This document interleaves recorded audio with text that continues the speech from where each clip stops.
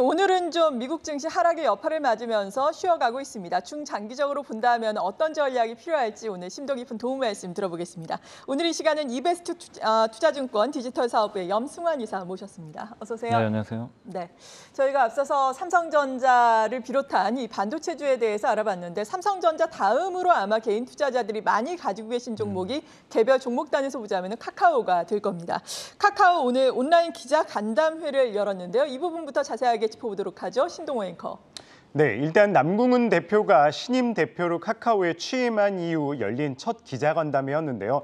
이 예상보다 괜찮은, 즉 좀 주목할 만한 전략이 나오지 않았다는 부분에서 좀 실망감도 있었고 좀 앞으로 좀 더 지켜봐야 된다, 뭐 이런 이야기가 나왔습니다.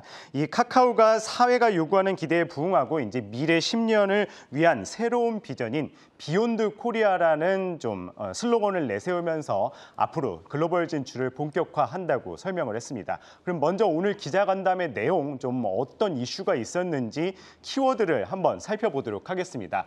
가장 첫 번째 이야기는 비욘드 코리아입니다. 뭐 이야기처럼 이제 한국을 벗어나서 좀 글로벌을 이제 확대를 하겠다 이런 내용인 것 같습니다. 이를 위해 첫 번째로 이제 해외 비중을 좀 10%에서 3년 안에 30%로 확대를 하고 올해 카카오 공동체의 이 해외 매출을 지난해와 비교를 해서 40% 이상 끌어올리겠다고 밝혔습니다. 이게 이제 두 번째에 들어가는 이야기입니다. 해외 비중을 확대를 해서 기존에 이제 내수에 집중을 했었던 그런 카카오들의 고질적인 문제를 좀 해결했다는 거죠. 이 카카오의 고질적인 문제를 꼽혀왔었죠. 다른 대기업과 다르게 카카오톡이라는 메신저를 기반으로 철저하게 내수에 편중돼 있다는 지적을 해소하기 위해서 이 글로벌 확대에 본격 나서겠다는 겁니다. 특히 어제였죠. 이제 일본 암호화폐 거래소도 인수한다고 발표했었는데요. 이 또한 아까 첫 번째 이야기를 했던 이 비욘드 코리아의 일환이라고 설명드릴 수 있을 것 같습니다. 이 마지막으로 세 번째는 이 글로벌 거점 확보라고 이제 이슈를 꼽아봤습니다. 이 카카오 공동체는 플랫폼이나 콘텐츠, 이 IP 지적재산권을 기반으로 글로벌 거점 지역을 확보를 하고 공동체 간 시너지를 통해서 점유율을 확장시켜 나갈 계획이라고 하는데요. 또 미국이나 아세완, 또 중화권 인도 시장에서 또 웹툰이나 웹소설 플랫폼 사업을 중심으로 세계 시장을 공략한다는 전략입니다. 오늘 2024년까지 이 글로벌 거래액을 현재와 비교해서 약 3배까지 성장시킬 계획이고요. 또 북미 거래액을 약 5천억 원을 달성을 목표로 사업을 적극 추진을 하고 또 아세안 시장에서도 카카오 웹툰 플랫폼이 1만여 개에 이르는 오리지널 IP 역량을 집중하면서 영향력을 확대를 하기로 했습니다. 또 이제 뮤직과 미디어 사업도 세계 시장 진출에 드라이브를 거는 등 이 카카오는 앞으로 국내를 넘어서서 글로벌 시장 공략에 힘쓰겠다는 전략입니다. 이 경영진 전면 쇄신에 있기까지 최근 1년 새 카카오는 사실 롤러코스터 같은 주가 흐름을 보였죠. 이 지난해 4월 액면 불알 이후 최고가인 17만 원대에 올라서 네이버 시총을 제칠 만큼 호황기를 보냈으나 이 올해 들어 8만 원 초반대까지 떨어졌습니다. 이 얼마 전에 카카오페이 경영진의 주식 집단 매각 여파가 컸고요. 온라인 플랫폼 규제 우려와 증권가의 실적 부진 전망까지 겹친 결과인데요.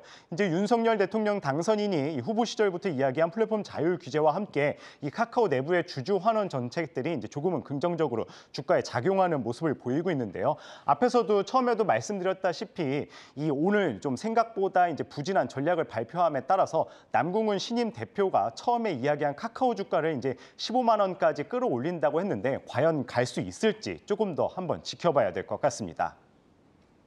네, 그동안 이렇게 말도 많고 또 탈도 많았던 종목이 카카오 이 플랫폼주가 되겠습니다. 하지만 또 신정부 출범에 따라서 기대감을 갖고 있는 것이 카카오를 비롯한 플랫폼주가 되겠는데 앞서서 이야기를 들어본 것처럼 카카오 오늘 온라인 기자 간담회를 갖고 앞으로의 성장 포부를 밝혔습니다. 거기에다가 소상공인과 더불어서 또 성장하는 지속 가능한 성장 가능성에 대한 이야기도 했는데 15만 원까지 주가를 끌어올린다. 물론 언젠가는 15만 원이 가겠죠. 하지만 언제 가느냐가 문제 아니겠습니까? 네.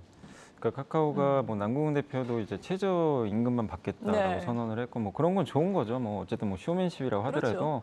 당연히 이제 주주가치 제고 측면에서 직원들 또 사기 면에서도 긍정적인데 저는 어쨌든 이제 카카오가 지금 이거잖아요. 그러니까 주가라는 게 결국 올라가려면 이익이 계속 늘어나거나 네. 아니면 이제 그 밸류에이션이라고 그러죠. 이 회사만의 뭔가 성장 스토리, 매력, 그러니까 투자자들의 심리를 자극할 만한 그런 것들이 이제 좋아져야 퍼가 올라가면서 이게 같이 맞물리면서 고성장을 하는데 카카오가 지난 이제 그 코로나19 이후에는 그걸 보여줬잖아요. 네. 이익도 늘고 거기다가 워낙 뭐 성장 스토리도 굉장했죠. 그러니까 사실 우리나라, 그러니까 워런 버핏이 항상 그 얘기를 하잖아요. 지속 가능한 경쟁 우위를 가지고 있는 기업, 이 회사만이 할 수 있는 서비스가 있는 기업을 장기 투자해라. 그게 거의 우리나라에서는 찾기 어려운 기업 중에 하나가 카카오예요. 네. 카카오를 대체할 서비스는 없잖아요, 우리 한국에. 그런 면에서 너무나 좀 매력적이고 좋은 기업이고, 저도 작년까지는 굉장히 좋게 봤던 기업인데, 안타깝게도 그러니까 이익은 여전히 좋아요. 이번에도 보니까 그 카카오톡 광고 매출은 굉장히 급증을 했어요. 네. 그러니까 우리가 펀더멘탈 가지고 카카오를 뭐라고 할 수는 없어요. 여전히 고성장해서 그 합격점을 줘야 되는데, 이제 문제는 사람들의 심리를 자극할 만한, 그러니까 그게 좀 훼손됐잖아요. 뭐 작년에도 아시겠지만 경영진의 문제, 또 자회사 자꾸 상장시키는 거, 그렇죠. 이런 부분들이, 그리고 또 너무 이제 달려간 거죠. 아까 말씀해 주셨지만 뭐 계열사 이제 축소한다고 하는데, 그래서 그런 것들은 긍정적인데, 저는 어쨌든 이제 두 가지 면에서 좀 시간은 걸릴 수밖에 없다. 왜냐하면 지금 금리가 너무 가파르게 올라가기 때문에 펄을 예전처럼 높게 주기가 좀 환경적으로 쉽진 않고, 근데 그 펄을 높게 주려면 이 환경에서도 압도적인 퍼포먼스를 내줘야 돼요. 근데 그건 아까 그 앵커님 말씀대로 설명해 주신 대로 해외에서 성과가 나와야 되거든요. 근데 그거 확인 올해까지는 힘들잖아요, 솔직히. 그러니까 그건 내년까지는 좀 지켜봐야 되고. 근데 해외에서 성과가 우리가 일본의 피코마가 지금 1등하는 것처럼, 오 정말 성과가 크게 난다, 이러면 이제 밸류에이션 올라갈 수 있는 거고. 또 한 가지가, 이건 뭐 모르겠습니다. 카카오 경영진이 결정할 문제지만, 카카오 모빌리티와 엔터 그 외에 계열사가 많은데, 지금 카카오의 전략을 이거 다 상장시키는 거잖아요. 그렇죠. 근데 상장시키는 순간 가치는 떨어져요. 그렇죠. 어쨌든. 지주사 성격이 맞습니다. 되죠. 네, 그러니까 이거에 대한 딜레마가 있어요. 그래서 저는 15만 원 가기는 아직은 현실적으로 좀 쉽지가 않다. 뭐 상장을 철회한다거나, 네. 아니면 차라리 뭐 그냥 합병을 해버리든가, 이러면은 갈 수도 있겠죠. 또 기업 가치가. 근데 이런 지금 상황에서는 아무리 펀더멘탈이 좋다 그래도 올라가는데 좀 분명 한계는 있다. 저는 그렇게 좀 말씀드리겠습니다. 네, 그러면 그렇다면 오늘 본격적으로 반도체주에 대해서 한번 여쭤보도록 하겠습니다. 오늘 특집 방송에서도 다뤘죠. 이 반도체주에 대해서 여쭤보고 싶은데, 국내 증시 반도체주 삼성전자와 SK하이닉스 좀 주가 부진이 계속되고 있어요. 이 외국인들의 투자 비중도 좀 줄어들고 있는데, 이 1분기 실적 이번 주 목요일 이 삼성전자를 필두로 이제 실적이 예정돼 있는데, 좀 반도체 투톱을 비롯해 반도체주 전략 좀 어떻게 가져가면 좋을까요? 그러니까 반도체를 보는 시각은 사실 올해 1월 딱 이제 그 새해 벽두부터 다 좋게 얘기했던 섹터가 반도체예요. 네. 거기에 대해서 의견도 없고, 좋았죠. 실제로는 뭐 업황도 좋았고.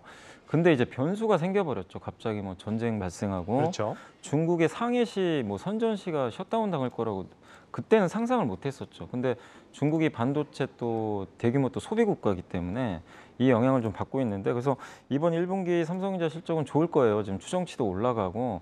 근데 주가는 미래를 또 반영하기 때문에 의미가 없는 지금 상황이 돼버렸고, 얼마 전에 마이크론도 그 좋은 실적을 내고, 우리 괜찮다, 앞으로도 좋을 것 같다고 선언을 했는데, 주가는 오히려 폭락을 해버렸어요. 그러니까 결국 뭐냐, 시장 참가자들은 현재 그 수요에 대한, 그러니까 수요 예측도 좀 어려운 데다가, 이거 이렇게 경기가 둔화되고 또 거기다 미국 연준이 금리까지 올리면 이거 당연히 글로벌 경기가 꺾일 텐데, 여기에 대한 반도체 수요를 어떻게 좀 담보를 할 거냐. 그렇죠. 그러니까 반도체 공급에 대해서는 예전처럼 증가하기는 어렵기 때문에 하락을 해도 그렇게 큰 하락은 안 나올 거예요. 근데 주가가 이제 레벨업을 하기 위해서는 어쨌든 수요가 계속 증가하는 모습이 나와야 되는데, 지금 모바일, 또 PC, 노트북까지 지금 수요 둔화 얘기가 계속 나오고 있고, 또 거기다가 중국의 지금 셧다운이 언제 풀릴지도 모르고, 그러니까 시장 참가자들은 지금 두려운 거죠. 이게 언제 풀리지? 근데 그러다 보니까 투자하기가 좀 꺼려지는 그런 상황이 좀 되는 것 같아요. 그래서 시계열을 좀 길게 놓고 보시면 걱정할 필요는 저는 없다고 생각합니다. 옛날과 사이클은 분명히 다르니까 우상향한 사이클 속에서 좀 하락은 나오고, 또 이번 상반기를 지나고 나면 하반기에는 지금보다는 분명히 중국이나 또 전쟁 리스크는 분명히 좋아질 거예요. 완화될 거예요. 그렇게 본다면 시간의 문제긴 한데, 당장 한두 달 정도는 진짜 안개 속에 놓여 있는 거죠. 그렇죠. 그래서 저는 뭐 주가의 하방 리스크가 그렇게 크지 않다고 생각은 하지만, 어쨌든 반도체 대용주는 지금 좀 시계 제로다. 그래서 주가 상승은 좀 제한적인데, 결국 이 안에서 그러면 우리가 반도체를 좀 선택한다면 플러스 알파를 가져갈 수 있으려면 저는 반도체 장비가 그래도 낫다. 왜냐하면 장비 사이클이 대용주보다 지금 사이클이 좋고, 얼마 전에 스페인도 지금 반도체 투자하겠다 언급을 맞아요. 했잖아요. 그러니까 글로벌 다 지금 모든 국가들이 반도체 투자를 늘리려고 해요. 그럼 거기서는 이제 결국 모멘텀적으로도 장비가 좀 나은 거죠. 그래서 좀 대안주로는 일단 당분간은 좀 반도체 장비 쪽으로 보자. 이렇게 좀 말씀을 드리겠습니다. 네. 그런데 최근에 뭐 동향을 보자면 여전히 안개 속에 있다라고 말씀을 해주셨듯이 뭐 안개성, 불확실성 속에서 개별 종목 장세가 계속해서 이어지고 있습니다. 이 개별 종목들을 따라하기가 좀 힘든데 그런데 이 와중에 또 개인 투자자들의 매매 동향을 보자면은 거래소에 여전히 뭐 순매수 지난 한 달간의 상위 종목들 보자면 삼성전자, SK 하이닉스거든요.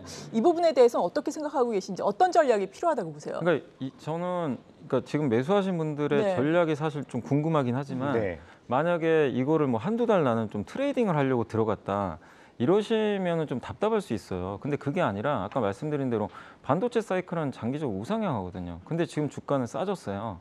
그래서 나는 6개월, 1년으로 보고 지금 들어간다. 왜냐하면 지금 싸게 내려오니까. 그런 전략이면 저는 굉장히 잘하고 계시다. 네. 그러니까 짧게 보는 거면 저도 좀 약간은 모르겠지만 6개월 이상을 보고 난 들어가는 거다. 분할로. 그런 분들은 저는 굉장히 좀 잘하고 있다라고 좀 생각을 하고 있습니다.